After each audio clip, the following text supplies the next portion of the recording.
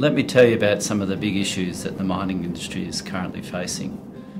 The change in access to capital. That's the move from traditional players to the China and Asia players.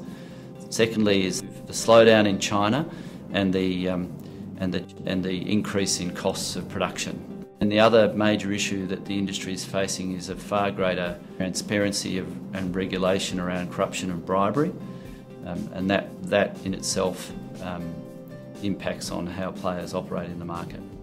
There's really two key areas where resource nationalism is relevant. The first one is that governments are looking for a greater share of the pie, and that's pretty significant impact on investors. The second area where there's significant change is around the requirement for a greater local share in investments and greater onshore processing of products.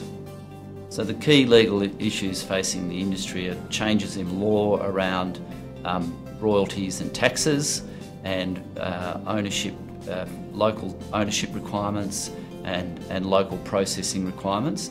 And the second major legal change is around changes in law around bribery and corruption and greater transparency around the conduct of their operations. In light of all the things we've spoken about, I think the future financing is principally going to come from China and Asia, the key players, as well as the Middle East. That's where capital is going to come from. And you also are seeing a major boom in the debt capital markets being sourced as a source of finance at the moment. But really the major source is China and Asia in general.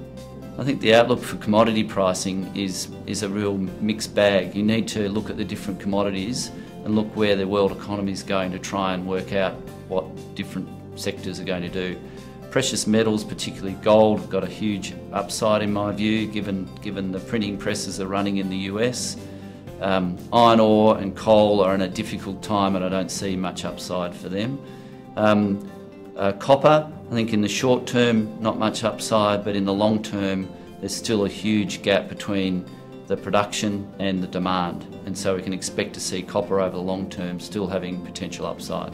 What does all this mean for the industry going forward? I think it's really hard to make a call because it's such a major shift in the industry. With the new players that have come in, the new sources of capital, and the slowing down of China, there's some really significant changes taking place. But I think one of the things that everyone has to be very aware of is the new sources of capital. And so if you have an understanding of those, China, the Middle East, and what their objectives are, that will give you a real signpost to where the opportunities are.